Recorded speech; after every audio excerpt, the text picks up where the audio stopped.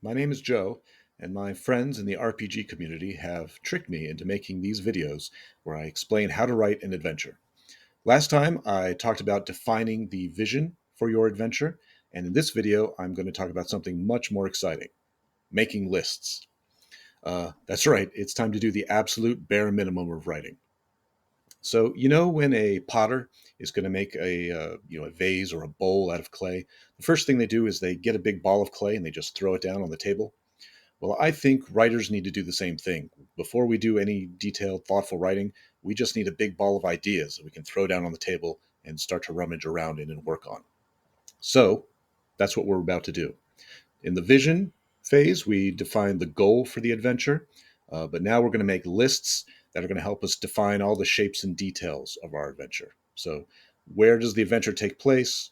What people are we going to interact with in our adventure? And what creatures are going to appear in our adventure? Lists will show us the way. List number one: locations. During the vision establishing session, we talked about the physical setting where our adventure will take place.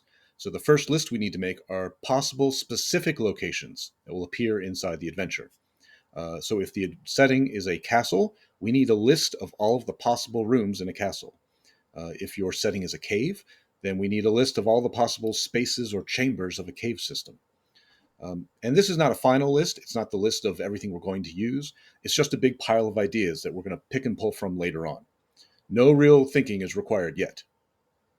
So, to do this, I recommend using a resource just like Wikipedia, and we look up whatever the setting is. So, if it's a castle, we look up castles, and hopefully we find a description of all of the rooms in a castle, which we can just copy and paste and grab all of that. Even better, we might find an actual blueprint or diagram of a castle that has all the rooms labeled for us so we can see how big they are and where they are in relation to each other. Even more research being done for us. Just copy and paste, grab it, put it in your notes. Fantastic stuff to have.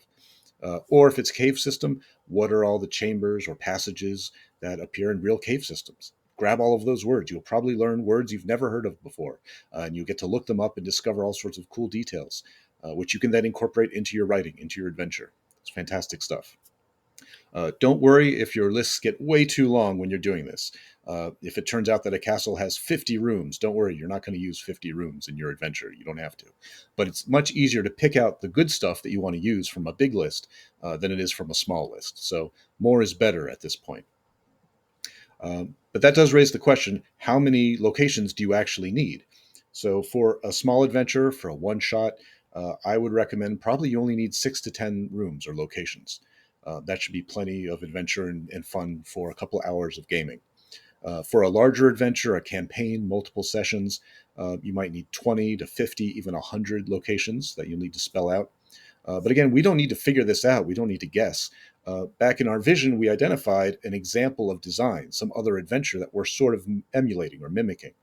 So we can just look at that. We can look at that tomb or that campaign and just say, how many locations did they use? And we can aim to do something similar. Also, while you're researching physical spaces and locations, if there are any details that jump out at you that are interesting, you should be grabbing those too.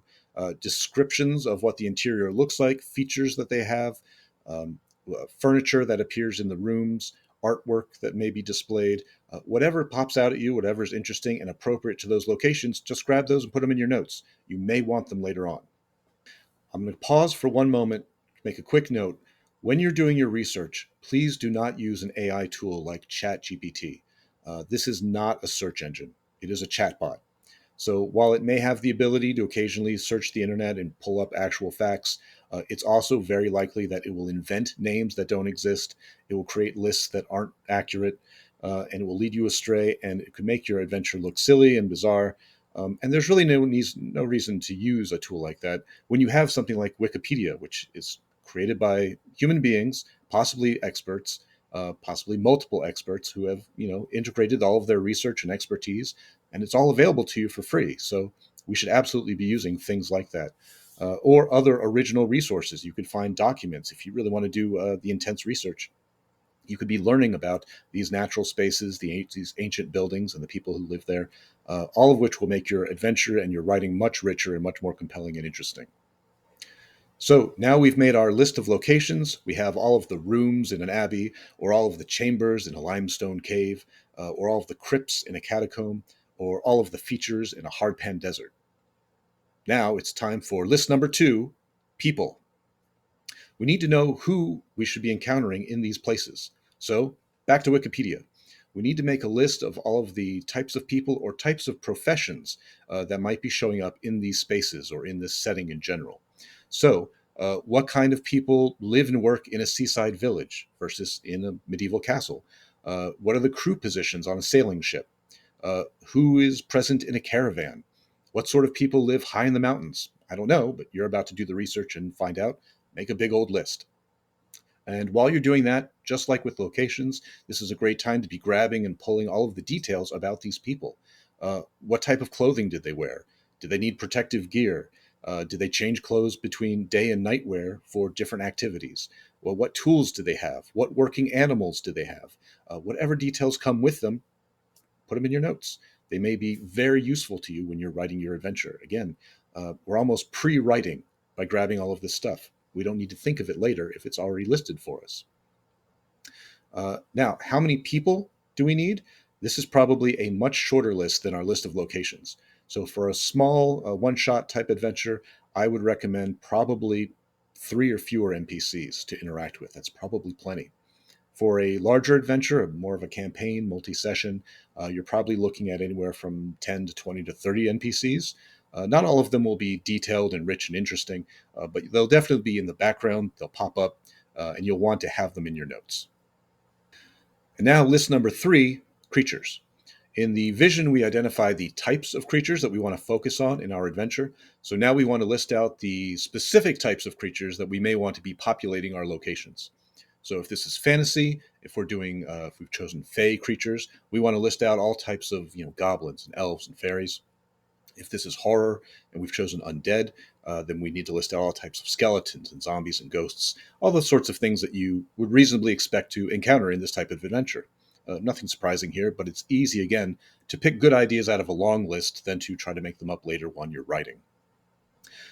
In addition to all of the larger than life fantasy creatures that we're listing out here, it's also good and useful to be identifying the mundane plants and animals that should be showing up in these locations. So, what types of plants grow in a swamp? I don't know, look it up. What types of insects live in the desert? What types of livestock are kept in a 14th century French village?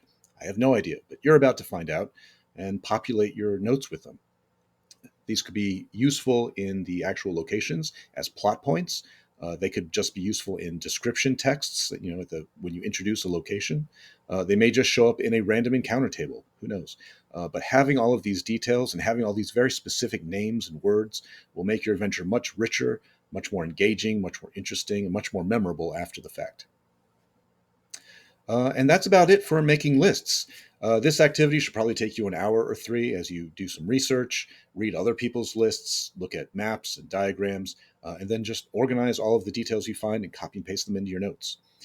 These lists can be as simple as single individual words if you want, or they can be entire paragraphs of descriptions that you found that are interesting and have useful information for you. Uh, whatever you want and whatever works for you.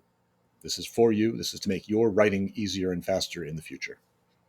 And I think that's about it for now. So good luck out there.